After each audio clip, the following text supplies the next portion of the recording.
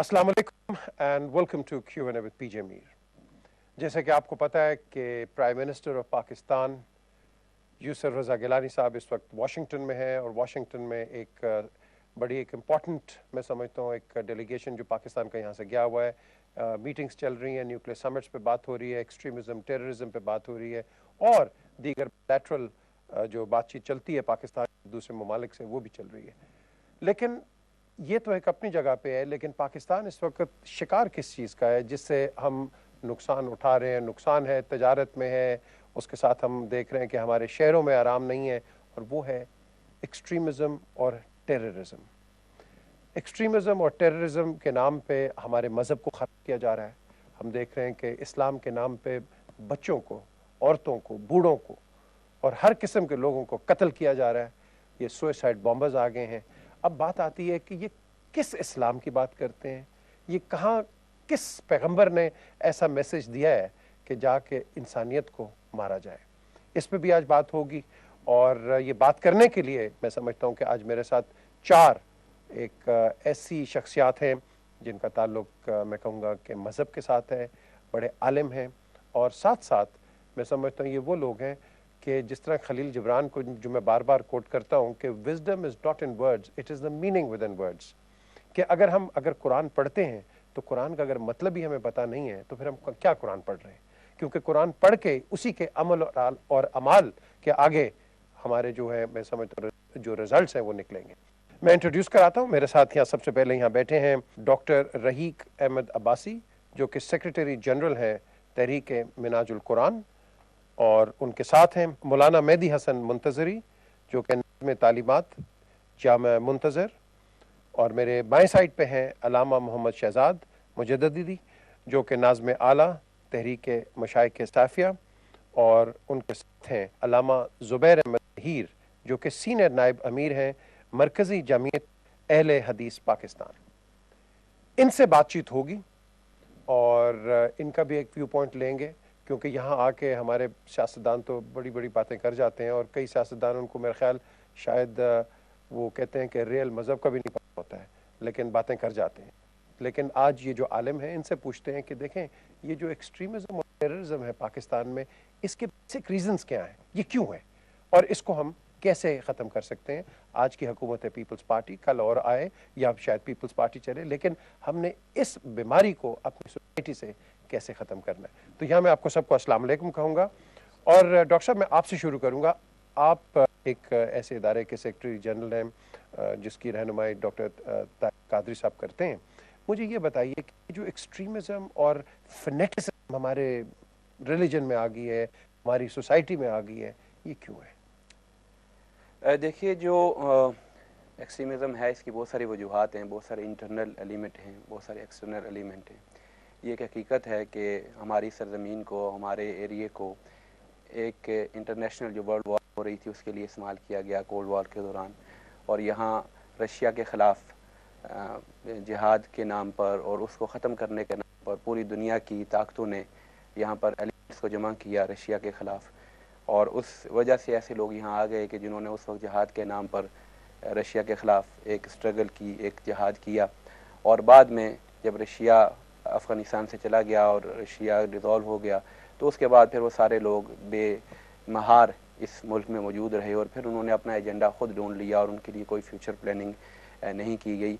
ये भी एक क्वेश्चनेबल बात है कि क्या उस वक्त ये काम करना सही था या नहीं था।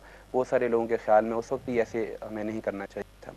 दूसरा इसका एलिमेंट है वो है पाकिस्तान में जिस वजह से एक्सट्रीमिस्ट को रॉ मटेरियल मिलता है, ऐसे नौजवान मिलते हैं कि जिनको फिर आप ये कहें कि उनको ब्रेन वाश करते हैं और उन सोच को तब्दील करते हैं, एक्सप्लॉइट करते हैं।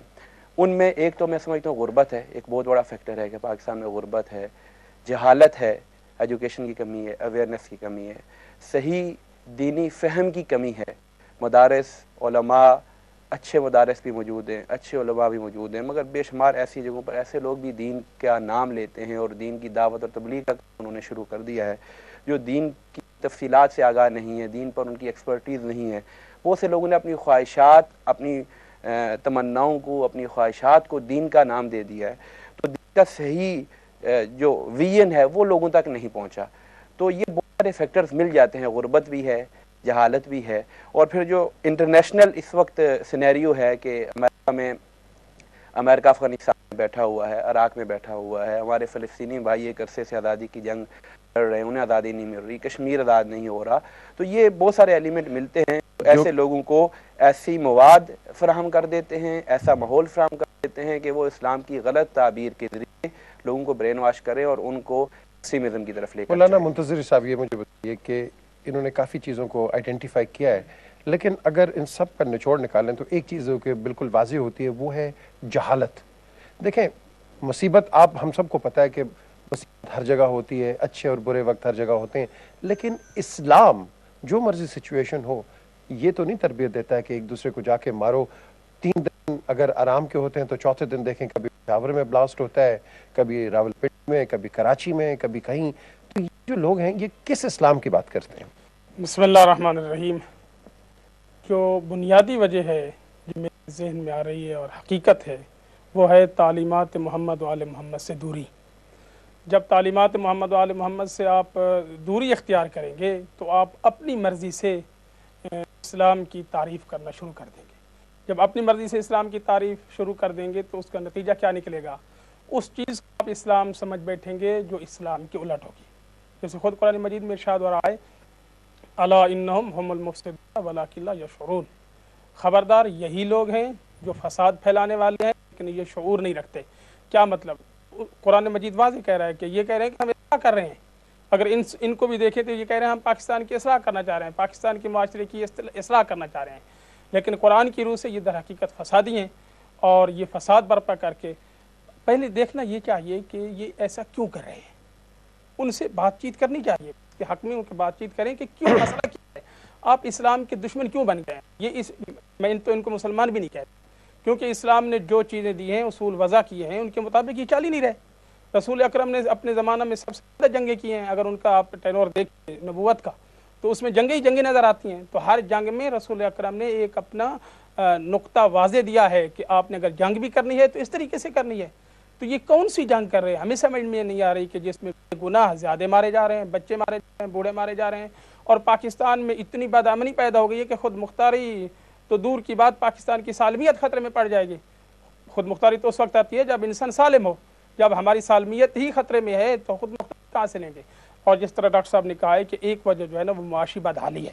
آپ ان کو جتنے ہیں یہ ٹیررسٹ، ان کے آپ بیک گراؤنڈ میں جائیں تو کوئی آپ کو پڑھا لکھا نہیں ملے گا، کوئی امیر خاندان سے نہیں ملے گا۔ یہ چھوٹے چھوٹے طبقے کے ہیں جو غربت کا شکار ہیں، ان کی غربت کی وجہ سے ان کو جو ہے نا وہ ہائی جیک کرتے ہیں اور ان کے برین واش کر کے ان کو جو ہے نا وہ خود کش تربیت دیتے ہیں۔